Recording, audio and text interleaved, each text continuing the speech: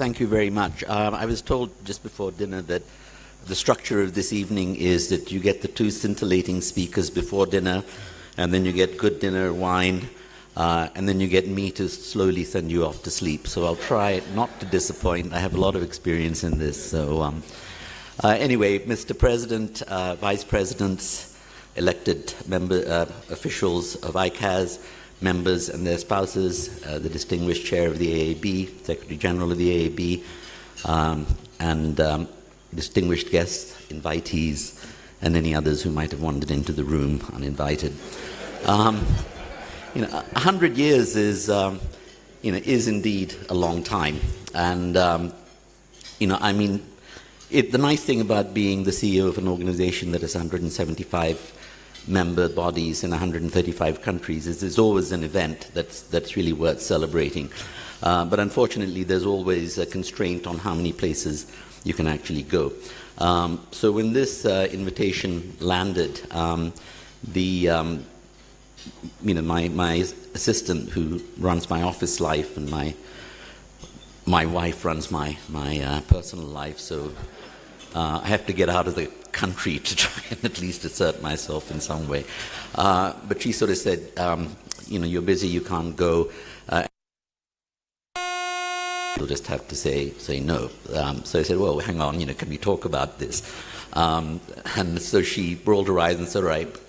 And when I thought about it, I did come 18 months ago, and I rarely go to a member body twice. But there was apart from the fact that it's a wonderful country with a wonderful climate, except for hot days like today, and really charming and some of the friendliest people I've met. But the institute, based on that 100-year tradition, this notion of being part of what is important is really incorporated into your DNA. And the level of energy and commitment to doing the right thing and being a force for good in this country and in this society was so palpable. When we started conceiving this project with the AAB to strengthen the accountancy profession in Zimbabwe and get it involved in key areas in the public sector, etc., the fact that that commitment, which is easy to display at a meeting or over dinner or drinks or whatever, but within 18 months that commitment has remained. There are some tangible results being achieved. There's buy-in at the highest levels of government. And it's just delightful that move happened, and in the middle, lo and behold, hopefully, Zimbabwe awakens to a new dawn with a change in government that is speaking about the very same things that the profession was seeking to accomplish within this environment: accountability, trust, integrity. It's a very exciting place to be for me at the moment. It's certainly a place where I come and get very stimulated and professionally inspired, and certainly somewhere where I hope this progress will continue and you'll become a role model for other developing countries trying to get the accountancy profession to have its rightful place in society. 100 years is a long time, and obviously a lot happens in 100 years. If you were incorporated or founded in 1918, I guess it was at the cusp or at the end of World War I. All wars are tragic, but that war in particular that decimated and wiped out a whole generation of future leaders who, then certainly in Europe, a couple of decades of abject poverty and want, and another generation built up. And then World War II came along, and that generation was decimated as well. And unfortunately, war remains. We have unspeakable horrors going on in the Middle East at the moment. Is it a factor of life? One hopes not. One hopes that the human race will evolve beyond that, but we see it all the time.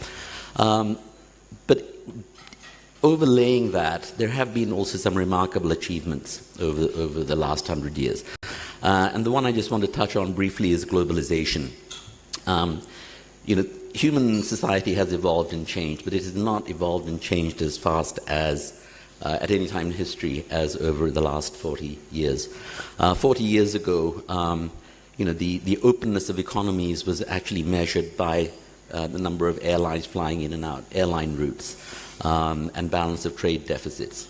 Now it's measured by access to the internet. It's measured by the digital flows and the flows of currency electronically, and increasingly with things like Bitcoin. The whole measure, the whole dynamic of how one measures progress from an economic perspective has changed. In the late 1970s, China was 2% of the world's GDP. Today, it's 20%. India was the 50th largest economy in the world. Today, it's the 5th largest economy in the world. In the late 70s, there were 3 billion people in the world living in abject poverty, less than $2 a day. Today, thankfully, that number has gone down to 1 billion people. But within that story, it masks a lot of troubling signs. Yes, wealth is being created. It's been an unprecedented period of wealth creation in human history. But that wealth is becoming increasingly unevenly distributed. The rich countries are getting richer. The poor countries are growing, but they're not growing at nearly the same rate.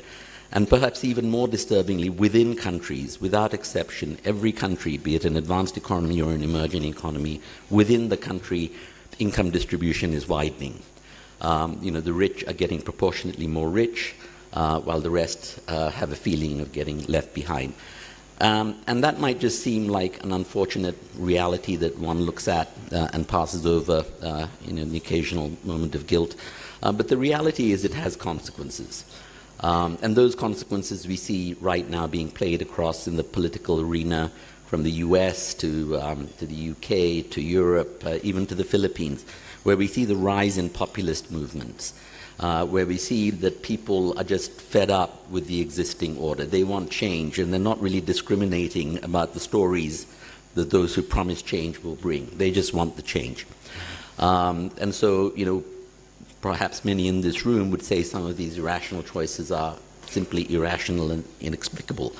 And I think people are just beginning to understand the level of what's the word? How societies have become fractured in terms of their attitudes and their belief in what hope society still offers.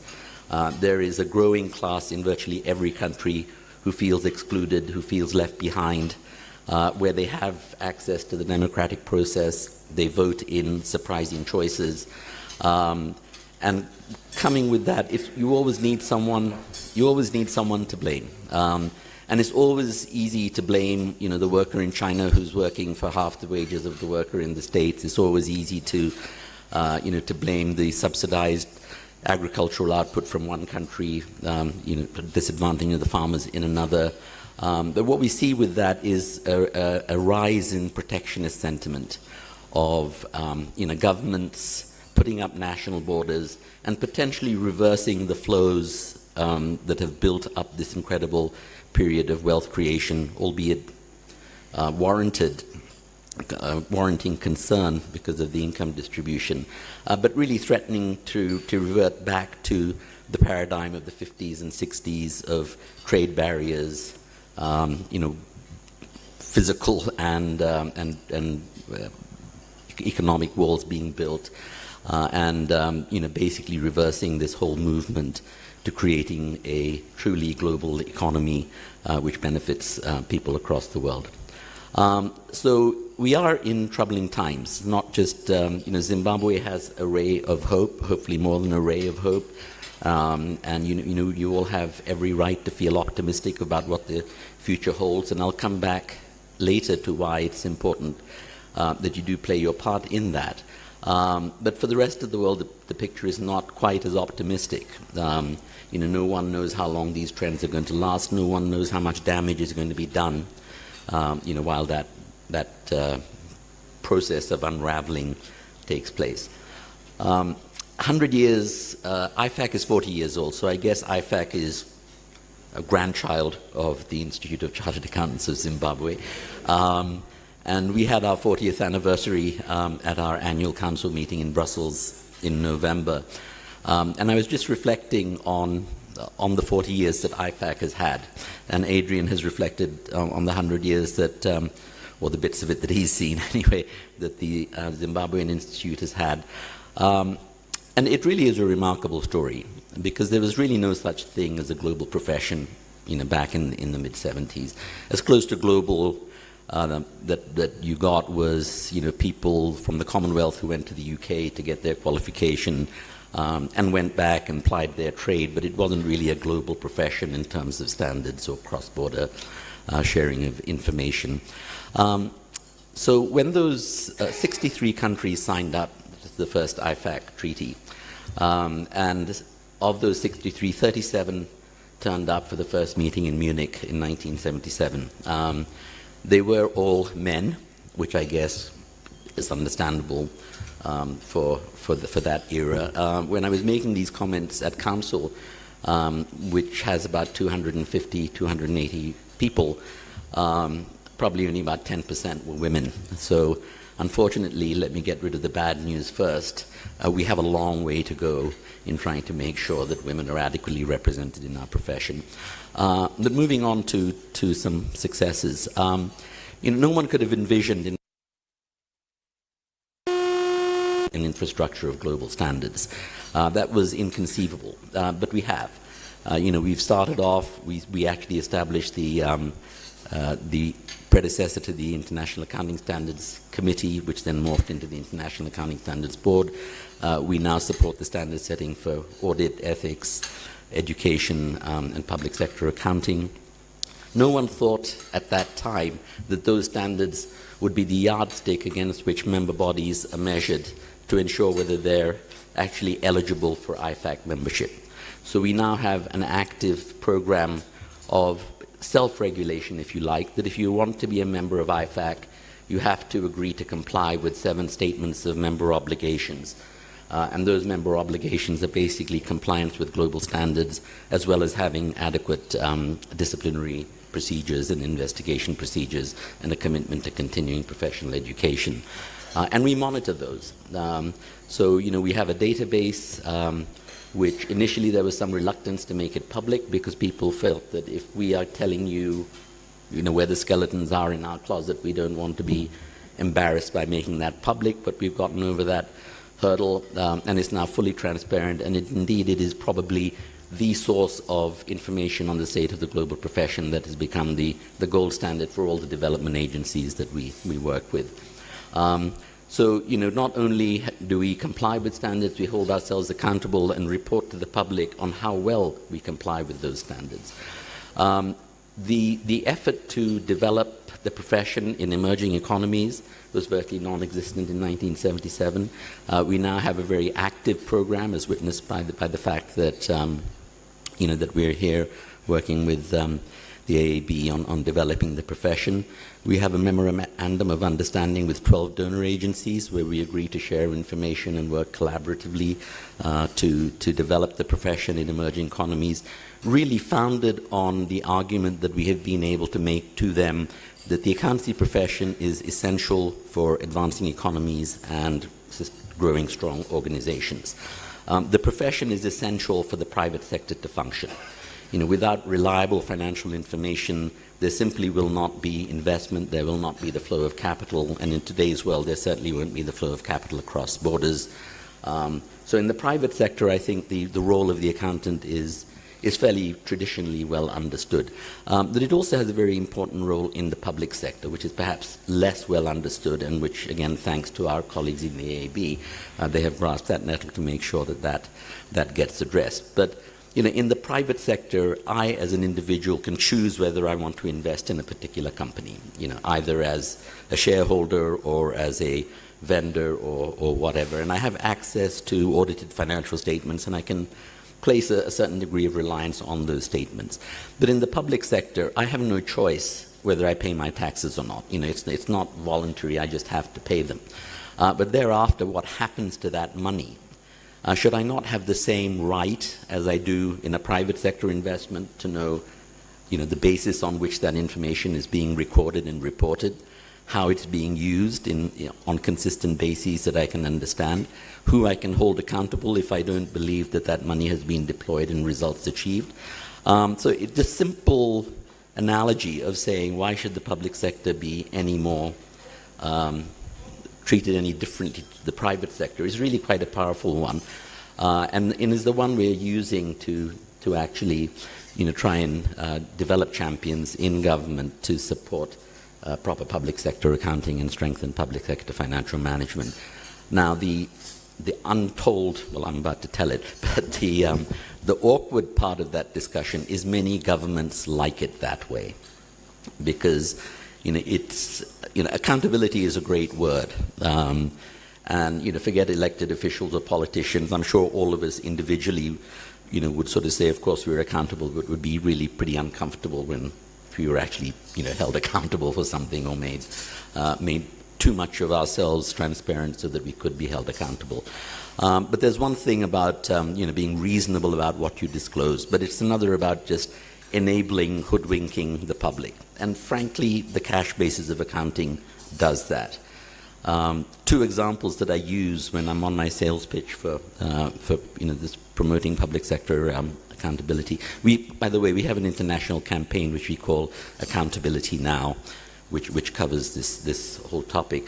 But one is, and this is in the public domain, so I can mention the country, but in India. India provided huge subsidies for petroleum, gasoline. Obviously, very popular with the electorate. The price of oil went up hugely, and they couldn't afford to give those subsidies anymore, without busting the budget. So some clever person came up with the idea, we'll issue a 15-year petroleum bond with a bullet repayment at the end of the 15 years, and we'll use the principal from that bond issuance to continue the subsidies. So off budget, and you've kicked the can down the road for the generation 15 years' time to suddenly find the money to pay off that loan. So, these are the sorts of things that politicians can get away with, or indeed civil servants or economic planners, unless there is a proper basis of accounting and reporting information. So the profession has an important role to play in that whole arena, and I think we all understand the role we have to play in the private sector very well. So we've done that. I think we've recognized that society wants more than financial results. Society, I think, is growing tired of organizations that rape the environment and exploit their workers and report fantastic returns, and their share prices go through the roof, and they're hailed as the heroes of capitalism. People are sick of that, and rightly so. Capitalism is a good thing, in my mind, but it needs, at a very minimum, transparency about how people are making their money, and regulation as needed thereafter. So we strongly support integrated reporting, the notion that the basis of reporting going forward should not just be financial results, but value creation. How does an entity create value? What resources does it draw upon to create that value? Is it financial resources, natural resources, environmental resources, human resources? And that needs to be transparent as well, so that people can make their own assessment of, is this company actually, fine, they're entitled to make profits, but are they acting in society's best interest or not? So that's something that the profession is now, very strongly associated with.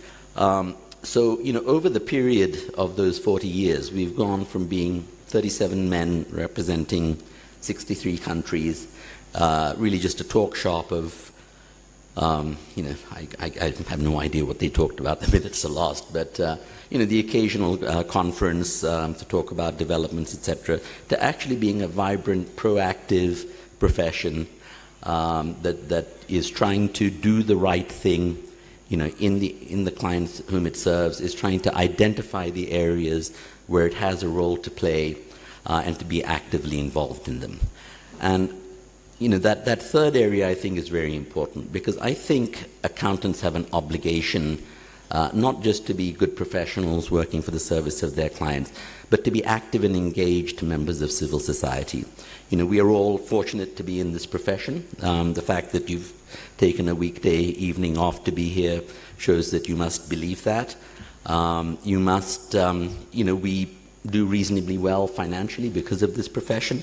And, because that puts us in a certain position in society where hopefully our voices are trusted and respected, and we have platforms to make those voices heard. It really puts a huge obligation on us to be active members of civil society, to speak out on areas that we feel it's important to speak out on, and to try and influence policymakers and the public about issues that fall within our bailiwick, but where we can actually bring the appropriate issues to light and contribute to a constructive debate on those issues. And I've mentioned some of them. The public sector financial management issue, the integrated reporting issue, the SME issue is one I haven't mentioned. But SMEs, often accountants, auditors, with respect to my large firm friends, listed companies, large audits. And that's great, it's a vital part of the overall economy. But 94% of all audits are for non-listed companies. And the number varies, but on average, 80% of wealth creation is created by SMEs. And about 85% of employment opportunities are created by SMEs. So SMEs are really the true engine of growth.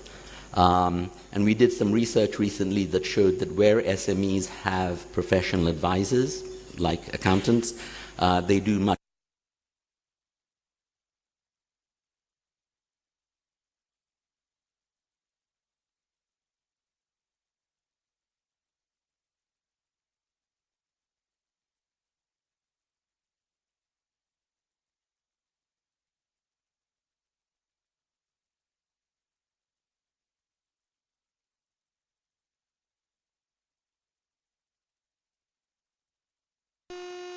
is to get about their business, but it's also to be a member of their institute and to press their institute to take on these advocacy roles in issues that are societally very important.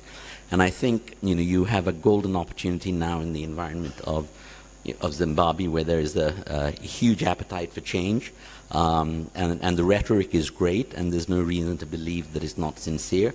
But delivering results is difficult. The devil is always in the detail. And it helps if there are constructive voices, not just, relentlessly critical voices, but constructive voices that try to give an honest assessment of progress, of real challenges, of giving ideas.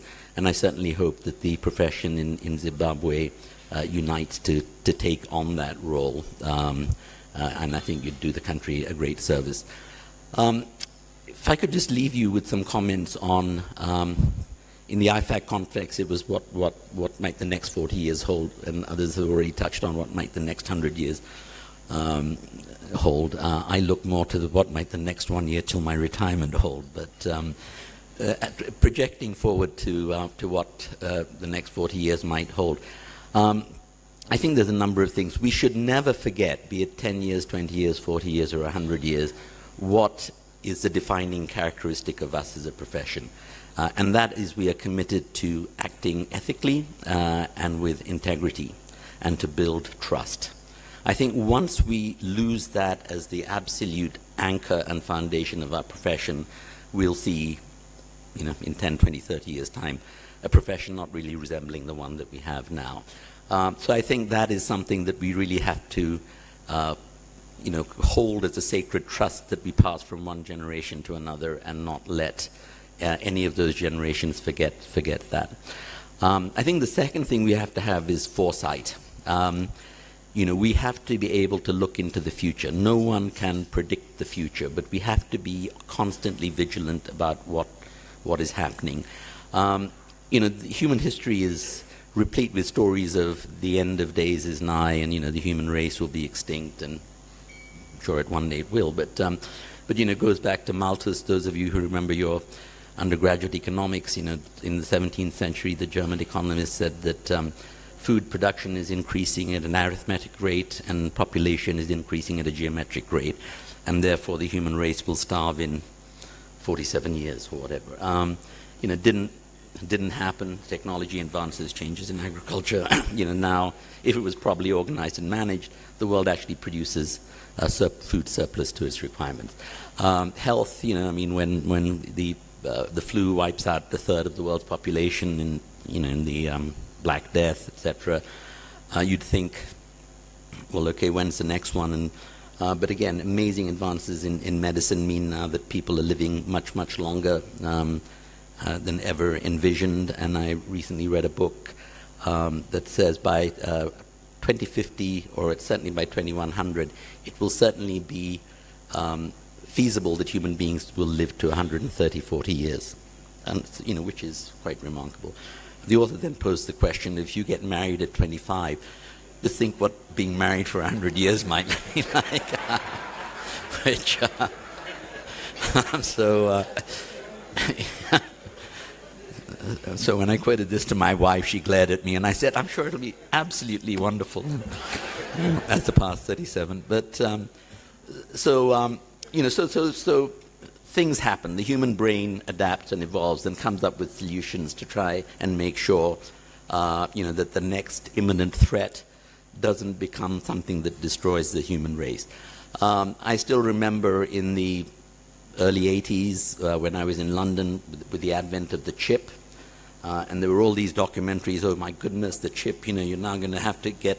You're going to get word processors. There'll be an electronic office. The day of the office worker is dead. And the whole hordes of people will be unemployed. It didn't happen. We adapted, we evolved, etc. I think what's different now is just the pace of change. And the fact that we're almost creating the problem for ourselves. I don't know how many of you are familiar with Moore's law, which is a hypothesis, but it's been, there's a lot of evidence to show that it's actually true, which is the memory of a semiconductor doubles for the same size of semiconductor, doubles every 18 months, and the cost halves every 18 months. So in 1965, when IBM launched its first commercial computer, the Mini, it sold for $137,000 in today's dollars. That computer had the same processing capacity as today's handheld, which sells for $600. The projection is by 2025, a handheld will have the same processing capacity as the human brain, and that by 2050, a handheld will have the same processing capacity of all of humanity combined. I mean, those are absolutely mind-boggling. And when you talk about, or when you hear people like Elon Musk, who is, I'm kind of his number one fan, but just a tremendous visionary with a ferocious intellect and really a belief in that anything is possible. When he calls the pace of change of technology an existential threat to humanity, you can see exactly what he's talking about. He said, absent, the sort of right ethical regulation around how this untrammeled, sort of pace of technology development is going, we could end up being overrun. I mean, the stuff of science fiction. We could end up being overrun by robots. We already have machine learning where machines don't just respond to your command, but they can actually think. And with that pace of growth of tech computing power, how long is it going to be before it doesn't even need a computer to a human being other than just to wind the key and set it off? So change has always been, but I think the difference this time is the pace of change, and that's something that we really have to be conscious of. We have to have a sense of urgency when we do our vigilance. If we see something coming that could affect our profession or our clients or our society, we have to treat it as though it is imminent rather than something that might just happen 3, 5, 10 years, because all those timescale projections have been proven wrong. So basically we have to be adaptable. We can't just say that we have done this for the last 100 years, the last 40 years, or this is what we did 2 years ago. We have to sort of say, to be relevant as a profession, to play the role that we should in serving our clients and in serving society, we have to be able to adapt. And the last watchword, I think, for future generations is talent. It's an overused term, but I think it's an apt one. The war for talent.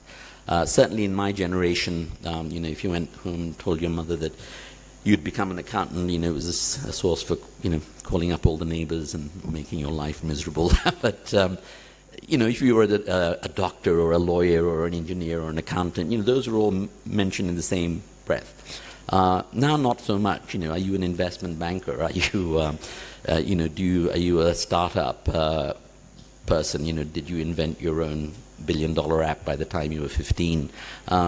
So all these, the whole paradigm has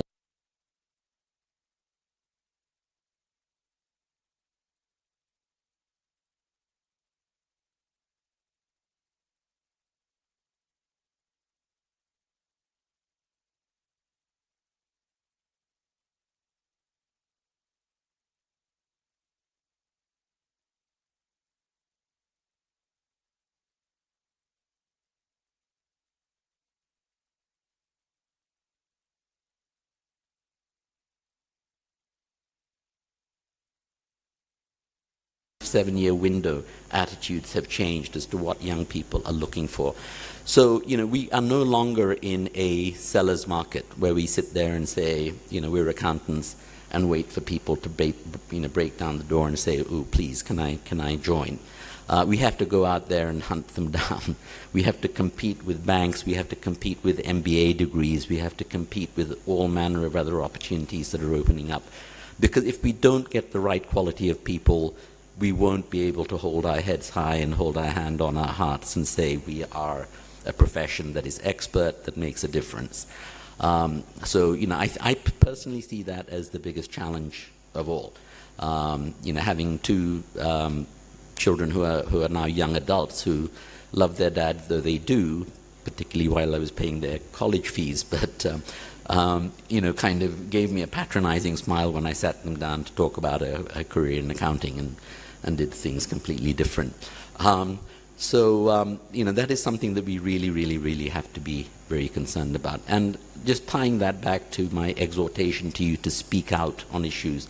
Another survey that we did as part of those two surveys, one of the questions was, what kind of attracts you to an organization? What would be a fulfilling organization to work for? And they had to tick various attributes, and the top 3 or 4 or 5 were ranked. But so there's the usual, career opportunities and growth and so on and so forth. But 70% of the respondents said they wanted to work for an organization that had a social purpose. And I think that's something that is excellent news. It's excellent news in terms of what the younger generation are looking for and looking to do. But it's also excellent news because I think the accountancy profession has a great story to tell of how it can make a difference and how it does have a social purpose beyond counting the numbers. Actually, I did think of something, Adrian. How about inventory of accountants or a stock of accountants? But there you are. You see, we have to think of creative approaches, like putting that question to potential entrants to the profession. But youth, don't ignore them. Don't assume they'll just come to the door. Have programs. All of the institutes have programs that tries to get to young people. The Japanese Institute, the Japanese are very responsive to cartoons, the anime as they call them. So they've actually got a very successful cartoon on joining the accountancy profession, which they roll out to all the universities, etc., and to current. So you just have to think very creatively. This is today's problem. It's not tomorrow's problem. It's today's problem, and you've got to really start working on it today. But anyway, just in closing, I hope I haven't put you to sleep, but it is a pleasure and a privilege to be here, and I think this profession has an immense amount to be proud about. You have survived all sorts of upheaval. You've remained intact. You have retained your core membership. You've retained the loyalty of your members, as evidence from people flying in from all over the world just to be here on this evening. And I think that speaks to a DNA that's been created that just promises great things. I think with this project now that the AAB is doing, I think the profession in this country is really poised to break through and become a major force in the development of Zimbabwe. If you can partner with government, and all the indications are that they are truly supportive of what the AAB is trying to do, I think that will really give you a lot of pride that you were there when you played an important role in helping the profession build the Zimbabwe of tomorrow, which you've all waited for and which you all richly deserve. So anyway, thank you very much indeed.